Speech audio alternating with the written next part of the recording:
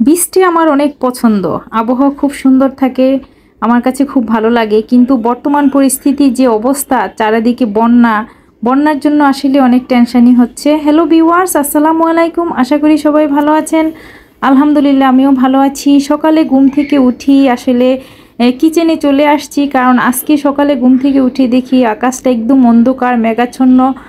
আমি ফজরের নামাজ পড়ে একটু ঘুমিয়েছিলাম, তারপরে সজাগ হয়ে দেখি 8টা বেজে গেছে। দেখেন কার কার বাসায় এরকম আছে যে কিচেনে আসলে বাহিরের এত সুন্দর ভিউ দেখতে পারেন।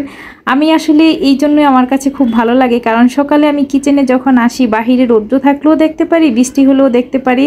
তো কিচেনে রান্না করি আর বাহিরের ভিউটা দেখি, খুব ভালো লাগে। বাতাস থাকে, দক্ষিণের বাতাস আমার, বাতাস যখন থাকে তখন আমার কিচেনে বাতাস আসে। তো সকালবেলা আসলে আমার ফ্রোজেন রুটি ছিল, তো আমি সেজন্য নাস্তা তৈরি করে নিচ্ছি। আমি আসলে ডিম ভাজি, ডিম পোস্ট, ডিম সিদ্ধ কোনোটাই পছন্দ করি না, কিন্তু প্রয়োজনে খেতে হয়। তো ডিমটা আজকে পোস্ট করে নিচ্ছি, কারণ গতকালকে ভাজি করছিলাম, সেটা আমি খেতে পারিনি, ঝাল হয়ে গিয়েছিল।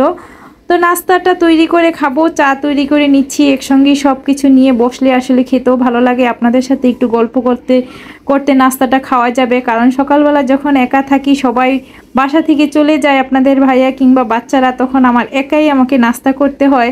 তো ইদানিং চাচ্ছি যে নিজে একটা স্ট্যান্ড কিনেছি, তো সেই স্ট্যান্ড দিয়ে, ট্রাইপড দিয়ে আমি নাস্তা করি আর আপনাদের সাথে গল্প করি।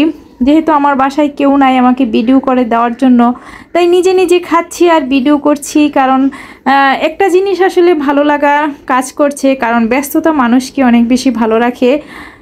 অনেক আপনার ভালো আসলে আপনাকেই রাখতে হবে, আপনাকে কেউ ভালো রাখবে না। জীবনে যাদেরকে অনেক বেশি ভালোবাসবেন, যাদের প্রতি অনেক বেশি কেয়ারিং থাকবেন, সেই মানুষরাই একসময় যখন নিজে স্বাবলম্বী হয়ে যায় বা নিজের অবস্থান ভালো পজিশানে তৈরি করতে পারে, তখন আসলে সেই ফেলে আসা অতীত, কার ভালোবাসা সব কিছু ভুলে যায়।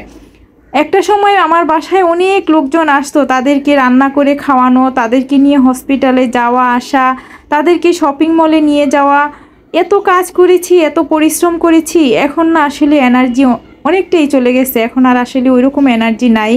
আমার মেয়েরা মাঝে মাঝে বলে যে তুমি এখনই এরকম হয়ে গেছো, আর বাকি দিন কি করবো? আমি বলি বাকি দিন তোমার শ্বশুর জামাইরা যখন আসবে রেস্টুরেন্টে নিয়ে যাব, তাদেরকে সেখানে খাইয়ে নিয়ে আসবো। কারণ সারা জীবন সবাইকে এত ভালোবেসেছি, এত মজা মজা রান্না করে কিচেনে গরমে সিদ্ধ করে যাদেরকে খাইয়েছি, তারা বলে কি করেছে?